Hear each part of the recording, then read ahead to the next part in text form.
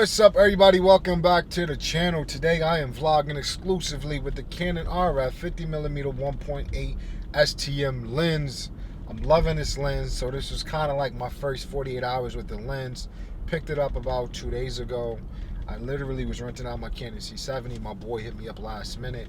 He was like, hey, can I have you shoot something? Can you bring out the R6? I have an idea. I want to shoot for my boy, which is hats off to supporting your team. So I said, no brainer, I got you. I'm gonna come through. I'm gonna bring my lenses. And I was like, oops. Normally when I rent out my Canon C70, I rent it out as a kit. I include the RF 35mm 1.8. I include the EF to RF mount adapter.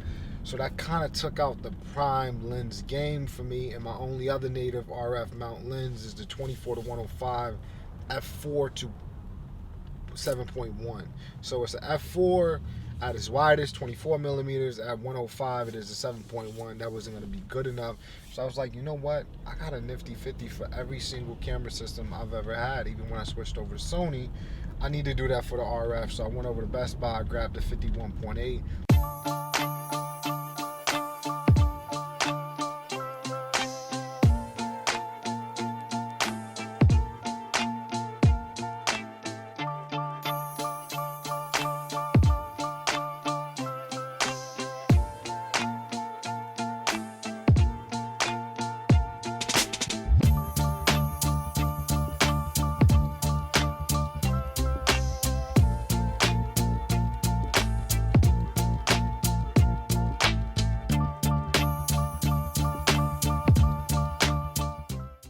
Benefit of the the R6 is that it is a full frame camera.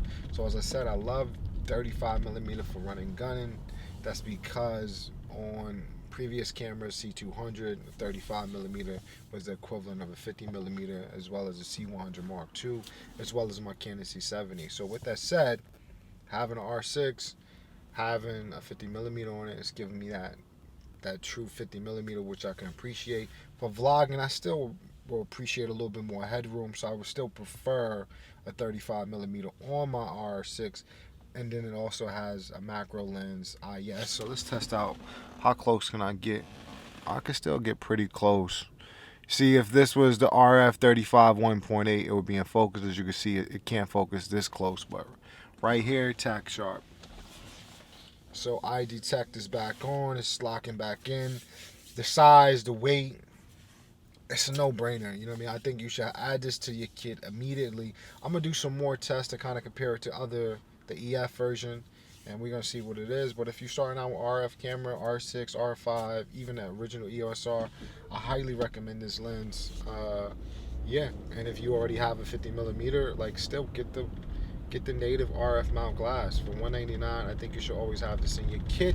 What do you think about it? Yes, you know, the negatives of nifty 50s is it's not weather seal, it's not big construction, but it is a great price. And you know, as I mentioned earlier, like traveling abroad, you know, lenses that might be a little bit more expensive that have a bigger aperture is going to add more weight to the lens, and being able to be lightweight, stout, I think it makes it a little fun situation with that.